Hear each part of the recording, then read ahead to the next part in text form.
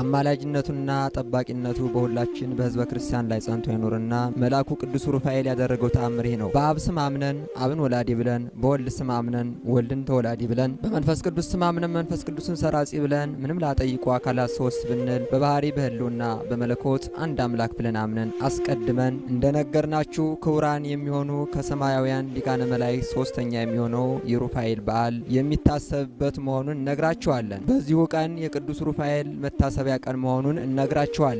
ይህም ዕለት በሊቀ ጳጳሱ በአባ ቴዎፍሎስ ዘመን እስክንድሪያ በምትባል አገር ዳርቻ ባለችው ደሴት በውስጧ ብዙ ተአምራት የተፈጸመባት በቅዱስ ሩፋኤል ስም የታነጸችው ቤተ ክርስቲያን የተባረከችና የተቀደሰችበት ዕለት ነው። ይህም የሆነው አንዲት በጣም ሀብታም የሆነች ሮማዊ የሮም ሀገር ሴት ንዑድ ክቡር የሚሆን ቅዱስ ሩፋኤልን ልዕልና ልጆቿን እንዲሁም ከባሏ በውርት ያገኘችው ብዙ ገንዘብ ይዛ ወደ ሊቀ ጳጳሱ ወደ አባ ቴዎፍሎስ ዘንድ በመጣችበት ጊዜ ነበር። ከመጣችበትም በኋላ በሊቀ ጳጳሱ ቤት ፊት ለፊት ያለውን ኮረብታ አስቆፈረችና ከመሬቱ ውስጥ ወርቅ የተከማቸ ሳጥን ተገኘ። ከዚህም በኋላ ሊቀ ጳጳሱ አባ ቴዎፍሎስ ብዙ አብያተ ክርስቲያናትን አሳነጸ። ከዚያም ውስጥ እስክንድሪያ በምትባል ሀገር ዳርቻ ባለች ደሴት ላይ ክቡር በሚሆን በቅዱስ ሩፋኤል ስም የተሰራች ይህች ቤተ ክርስቲያን ትገኝበት ነበር። ስራውንም ሰርቶ በፈጸመ ጊዜ በዚሁ ዕለት ታላቅ ክብር አክብሮ ባረካት፣ ቀደሳት። ብዙ ሕዝብና ምእመናን በቤተ ክርስቲያኖቱ ሲጸልዩ ሳለ ቤተ ክርስቲያኗ ተንቀጠቀጠች፣ ተናወጸች፣ ብዙም ታወከች። ማዕበል እንደሚያናውጻት መርከብ ተንገላታች። ከመንቀጥቀጧም የተነሳ ቤተ ክርስቲያኗ በባህር አሸዋ ላይና ያለመንቀሳቀስ በባህር ውስጥ ጸንቶ የሚኖር ከሌሎቹ አሳ ነባሪዎች እጅግ በጣም በሚበልጥ አሳ ነባሪ ጀርባ ላይ የታነጸች መሆኗን አይተው ተረዱ።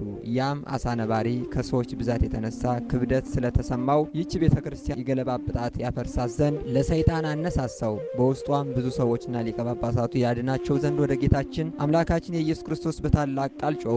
ክቡር በሚሆን በቅዱስ ሩፋኤልም ማለዱ።